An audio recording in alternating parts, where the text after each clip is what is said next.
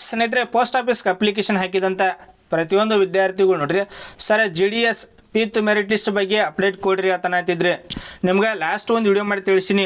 ನೀವು ಆಲ್ಮೋಸ್ಟ್ ಕೆಲವೊಂದು ವಿದ್ಯಾರ್ಥಿಗಳು ನೋಡಿರ್ಬೋದು, ಕೆಲವೊಂದು ವಿದ್ಯಾರ್ಥಿಗಳು ನೋಡಿರಂಗಿಲ್ಲ. ಆದರೂ ಕೂಡ ಈ ವಿಡಿಯೋ ನೋಡ್ರಿ, ಇದ್ರ ಬಗ್ಗೆ 5ನೇ ಮೆರಿಟ್ ಲಿಸ್ಟ್ ಬಗ್ಗೆ ಕಂಪ್ಲೀಟಾಗಿ ತಿಳಿಸ್ಕೊಡ್ತೀನಿ. ಮತ್ತು ಇನ್ನೊಂದು ನೋಡ್ರಿ, ಚಾನಲ್ ಯಾರು ಫಸ್ಟ್ ಟೈಮ್ ವಿಸಿಟ್ ಮಾಡಿರಿ ಅಂತ ಪ್ರತಿಯೊಂದು ವಿದ್ಯಾರ್ಥಿಗಳು ಚಾನಲ್ ಒಂದು ಸಬ್ಸ್ಕ್ರೈಬ್ ಮಾಡಿ ಇಟ್ಕೋರಿ. ಯಾಕಂದ್ರೆ ನೋಡ್ರಿ, GDS ವಿಷಯಕ್ಕೆ ಬರೋದಾದರೆ ಏನೇ ಅಪ್ಡೇಟ್ ಬರ್ತಂದ್ರೆ ನಿಮ್ಗೆ ಇಮಿಡಿಯೇಟಾಗಿ ವಿಡಿಯೋ ಮಾಡಿ ತಿಳಿಸ್ತೀನಿ.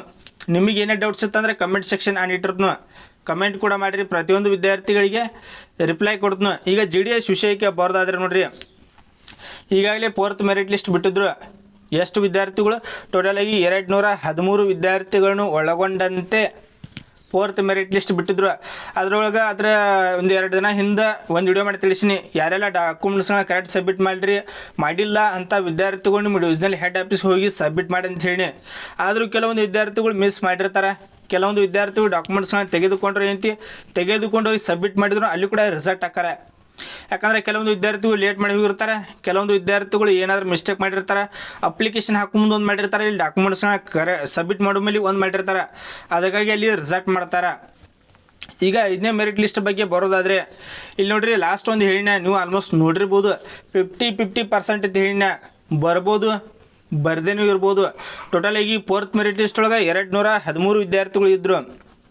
ಟೋಟಲಾಗಿ 213 ವಿದ್ಯಾರ್ಥಿಗಳು ಇದ್ದರು. ಅದಕ್ಕಾಗಿ ನೋಡ್ರಿ 50% ಬರ್ಬೋದು, ಬರ್ದೇನೂ ಇರ್ಬೋದು. ಈಗ ನನ್ನ ಪ್ರಕಾರ ನೋಡ್ರಿ, 5ನೇ ಮೆರಿಟ್ ಲಿಸ್ಟ್ 100% ಬರೋ ಚಾನ್ಸಸ್ ಹೆಚ್ಚೈತಿ.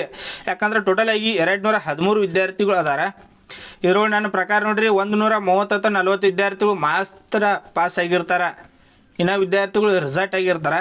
ಅದಕ್ಕಾಗಿ ನೋಡ್ರಿ, ಪ್ರತಿಯೊಂದು ವಿದ್ಯಾರ್ಥಿಗಳು ವೇಟ್ ಮಾಡಿರಿ. 5th ಮೆರಿಟ್ ಲಿಸ್ಟ್ ಬಂದ ತಕ್ಷಣ ಇಮ್ಮಿಡಿಯೇಟಾಗಿ ನಿಮ್ಗೆ ವಿಡಿಯೋ ಮಾಡಿ ತಿಳಿಸ್ತೀನಿ. ನಿಮಗೆ ಏನೇ ಡೌಟ್ಸ್ ಇತ್ತಂದರೆ ಕಮೆಂಟ್ ಮಾಡಿರಿ, ಪ್ರತಿಯೊಂದು ವಿದ್ಯಾರ್ಥಿಗಳಿಗೆ ರಿಪ್ಲೈ ಕೊಡ್ತೀನಿ. Thanks for watching. Jai Hind.